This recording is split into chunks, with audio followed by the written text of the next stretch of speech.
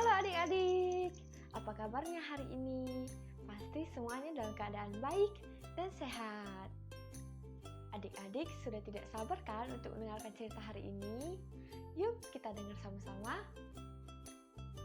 Cerita hari ini berjudul Kerajaan Hutan Kuning. Pada suatu hari, berdirilah satu kerajaan yang bernama Kerajaan Hutan Kuning. Di kerajaan ini terdapat banyak sekali pepohonan yang berwarna kekuningan. Di kerajaan ini juga ada banyak sekali emas. Ada banyak sekali harta karun.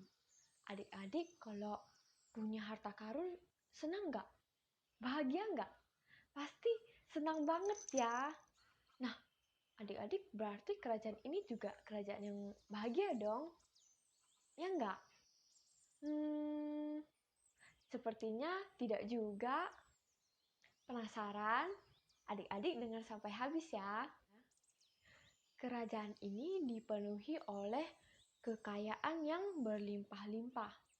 Tetapi adik-adik, kerajaan ini dipimpin oleh seorang raja yang kejam, jahat, licik, sombong, dan juga tidak jujur.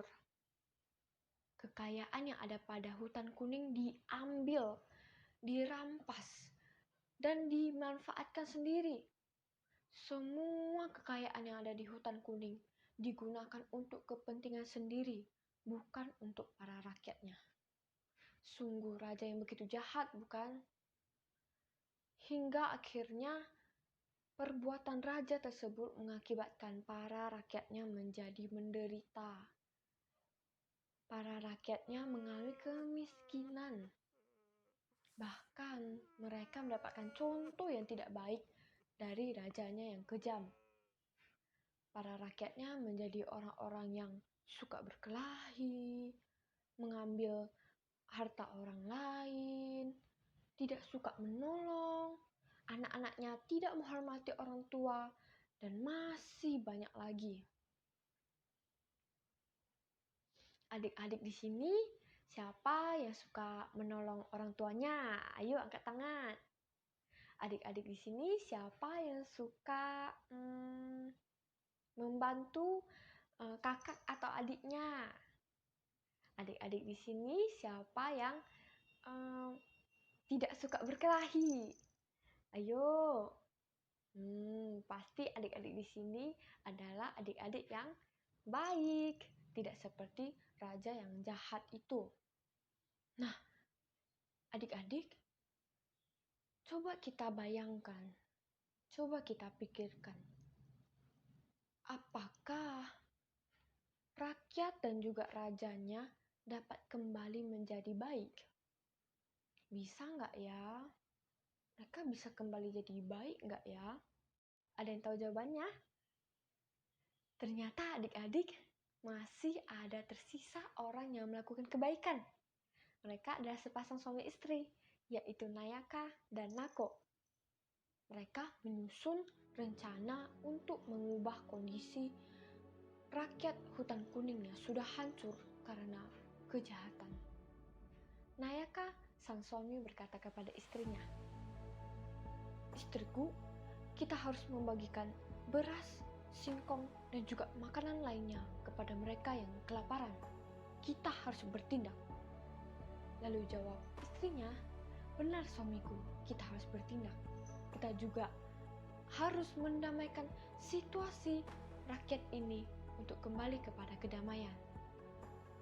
Singkat cerita, setelah mereka melakukan perencanaan, mereka pun berhasil mengubah situasi dan kondisi rakyat hutan kuning.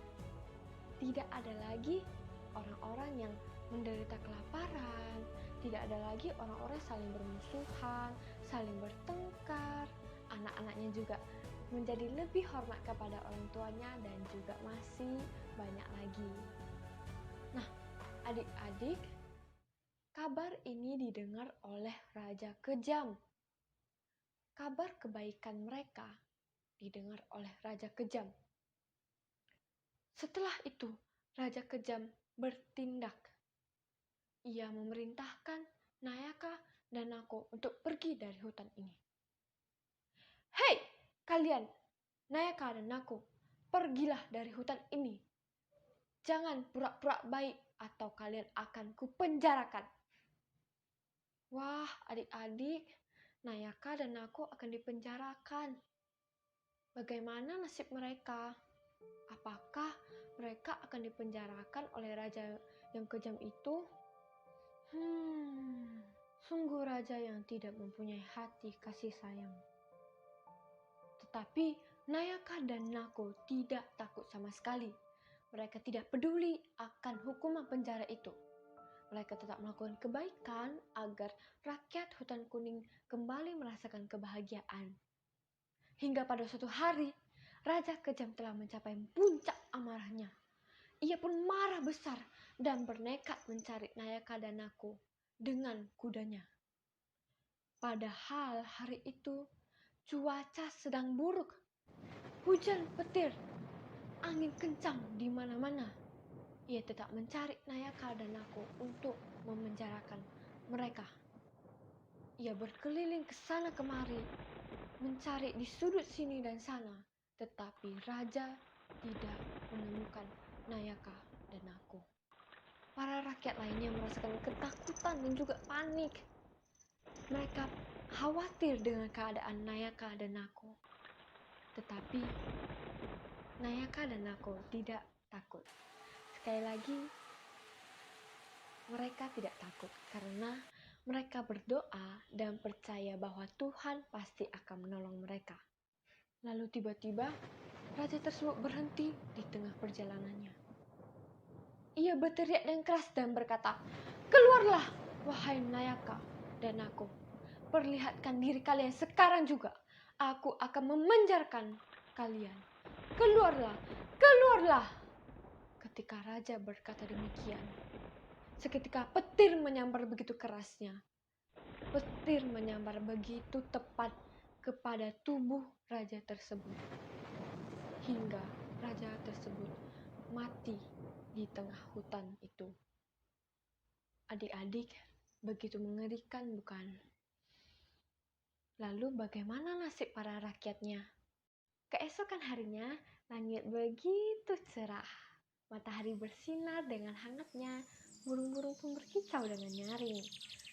Para rakyat bersorak-sorai dengan gembira atas kematian Raja Kejam tersebut. Mereka pun memutuskan untuk mengangkat Nayaka dan Nako menjadi raja dan ratu mereka. Kerajaan Hutan Kuning sekarang menjadi kerajaan yang penuh dengan kebahagiaan. Bukan karena emas dan harta karunnya, bukan pula karena kekayaan yang berlimpah-limpah, tetapi karena kebaikan yang mereka lakukan. Adanya ketenangan, kedamaian, keharmonisan, dan juga kasih sayang di antara para rakyat kerajaan Hutan Kuning.